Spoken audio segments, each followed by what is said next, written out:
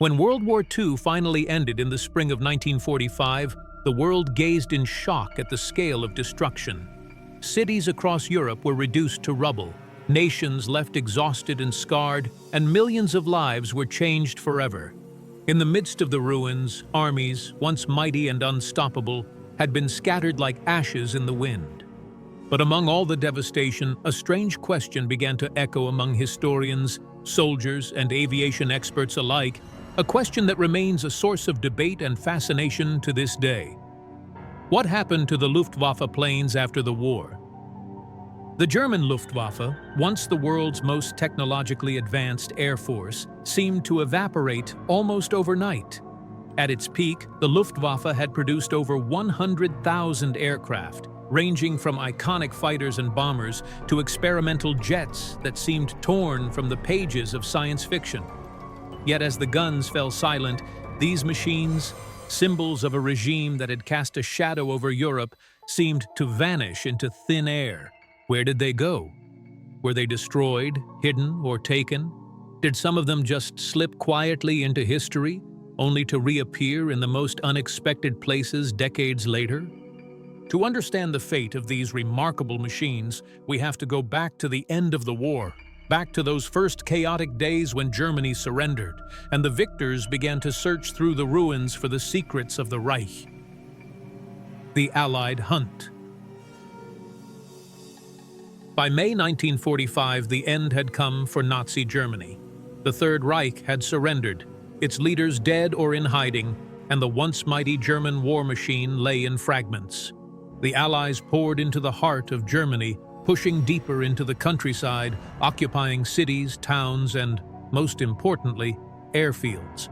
What they found was astonishing.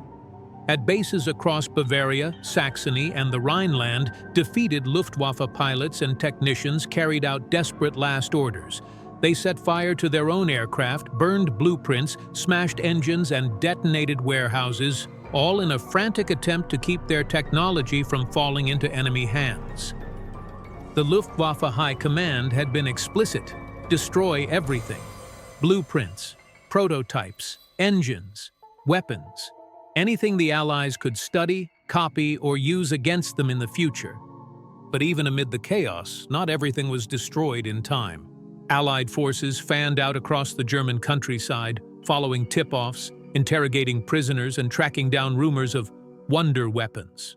And what they found, hidden inside mountain tunnels, buried beneath factory floors, or sealed in underground hangars, would stun them. Entire fleets of advanced aircraft, including prototypes and one-of-a-kind designs, were suddenly exposed to the world. These were not just relics of a defeated enemy. These were the most advanced aviation technologies on the planet. The Americans, British, and Soviets all knew what was at stake. In the West, the United States and Britain launched a sweeping, secretive program known as Operation Lusty.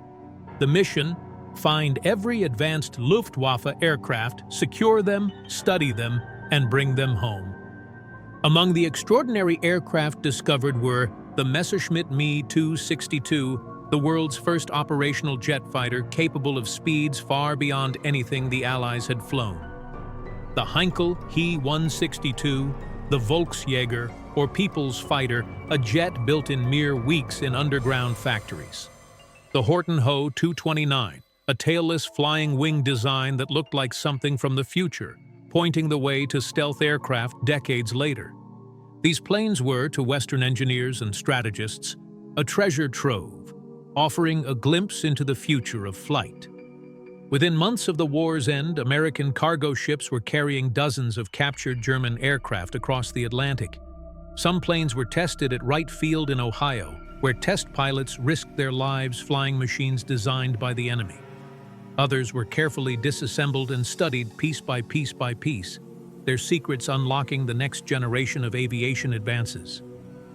But while the Allies were gathering their trophies, another race began, the race to destroy what remained. The Allies feared that post-war Germany might try to rebuild its military strength, or that Nazi technology might fall into Soviet hands.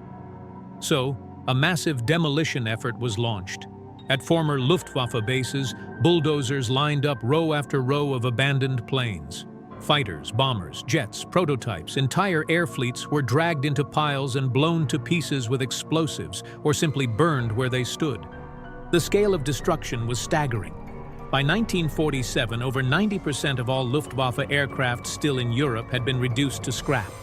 The skies that once echoed with the roar of German engines now fell silent, but the real mystery lies in what wasn't destroyed: the Soviet secret hunt. While the Western Allies collected, studied, and destroyed Luftwaffe planes, a different story was playing out in the East. The Soviet Union, driven by both ambition and deep suspicion of Western motives, had occupied vast swaths of Eastern Germany, Poland, and Czechoslovakia. There, they uncovered something the Western Allies rarely found: fully intact factories and storage depots filled with untouched aircraft and crates of parts. In cities like Dessau, Poznan, and Prague, entire assembly lines had been evacuated underground and now stood frozen in time, waiting for orders that would never come. But the Soviets were after more than planes. They wanted the people behind the technology.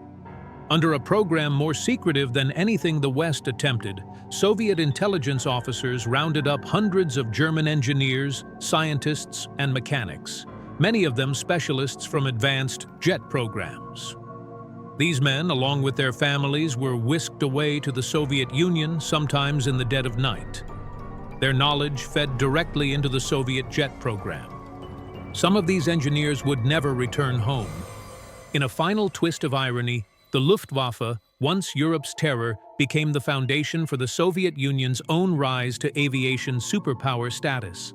Captured German aircraft like the Me-262 were rebuilt, studied, and test-flown under tight security, often with German specialists acting as consultants, a polite term for forced labor.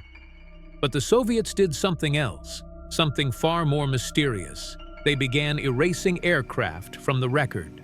Throughout 1946 and 1947, Allied intelligence noticed a strange pattern. Luftwaffe jets and prototypes known to exist at the end of the war were suddenly missing. Not destroyed, not preserved, not taken, west, gone. Some planes had been stored at eastern airfields now under Soviet control. Others were loaded onto trains heading east, only to disappear before reaching their destination. Soviet archives, when later declassified, showed vague references to these aircraft, but no final disposition. Some entries ended abruptly, others were blacked out entirely. Eyewitnesses across Eastern Europe remembered seeing long, heavily guarded convoys at night, flatbed cars with tarped shapes, and entire airfields sealed off for months. What exactly were the Soviets taking? And where did it all go?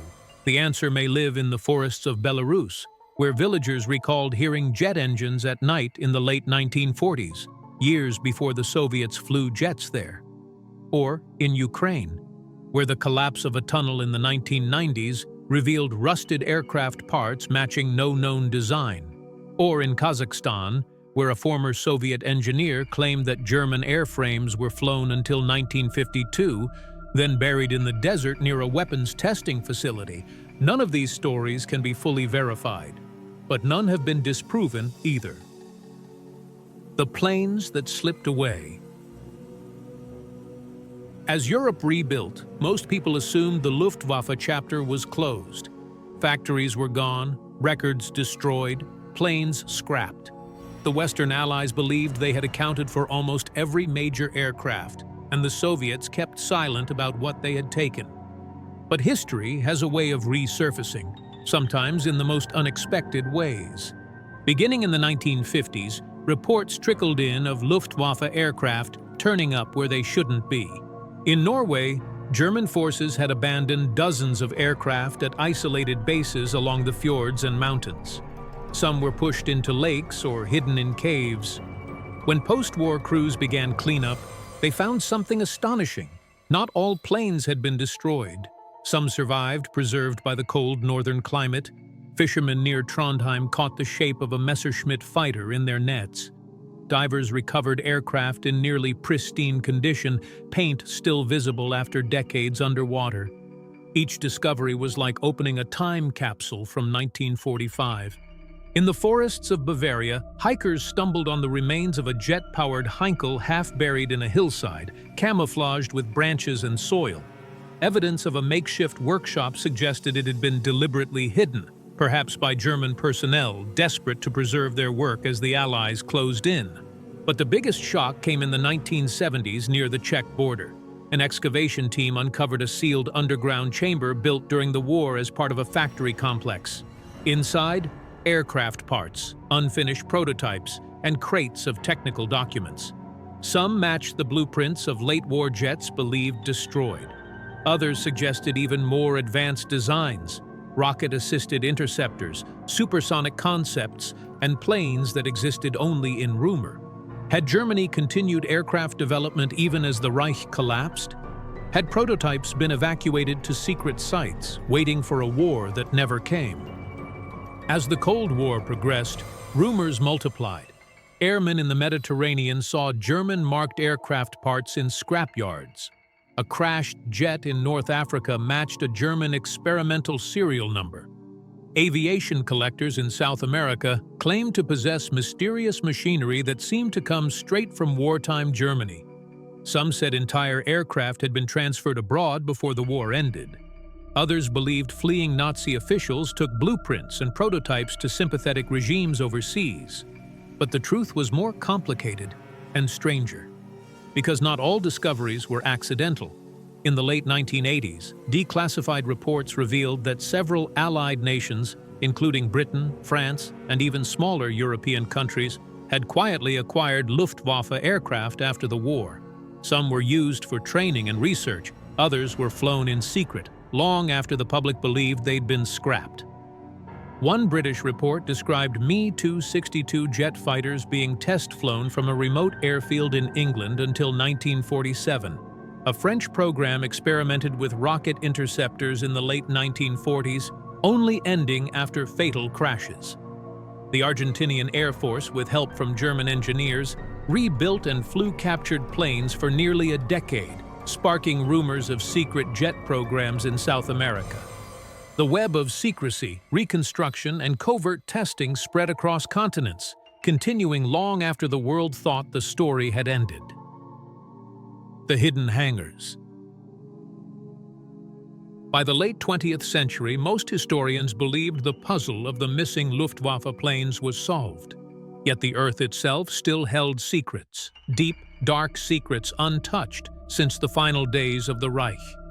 As construction crews dug new foundations and archaeologists probed old battlefields, they began to uncover something extraordinary: real, reinforced underground hangars, frozen in time.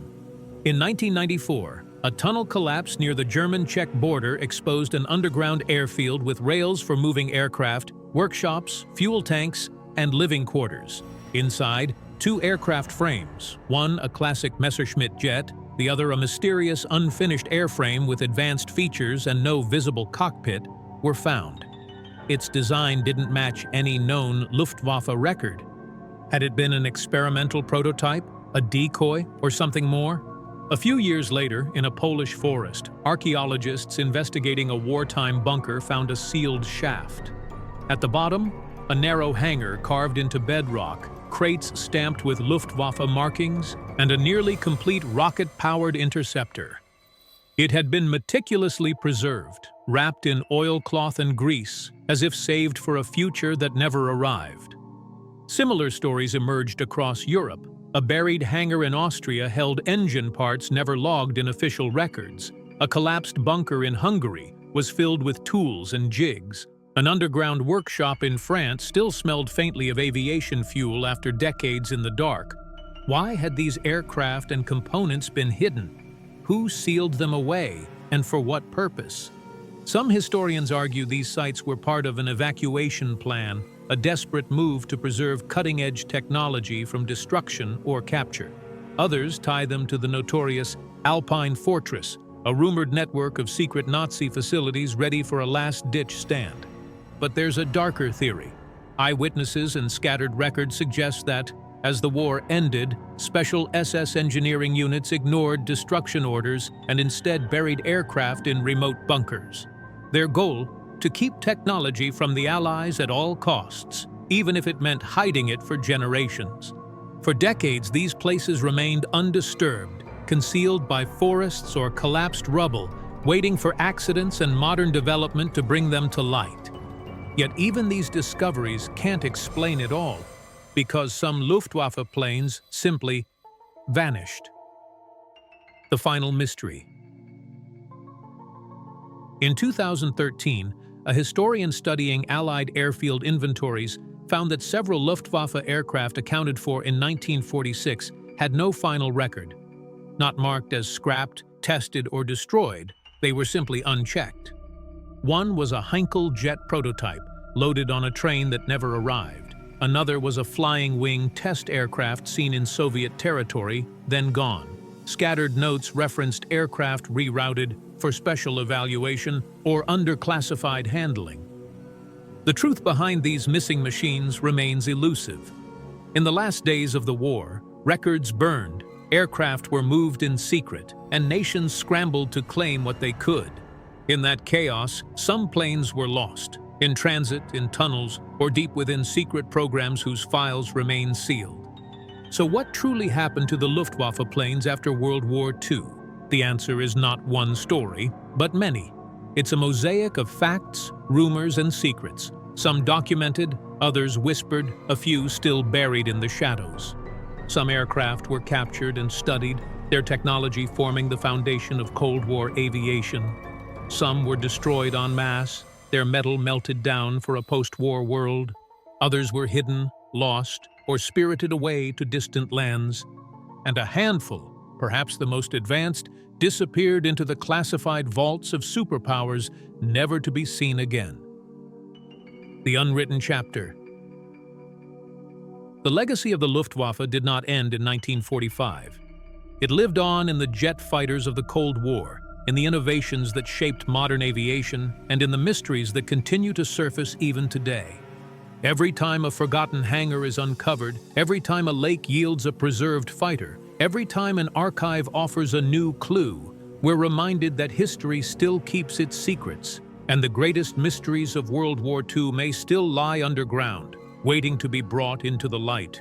In the ruins of a defeated empire, in mountains, forests, and fields across Europe, the remnants of the Luftwaffe still whisper their stories. And until the last bunker is opened, the final chapter of what happened to those planes may remain unwritten.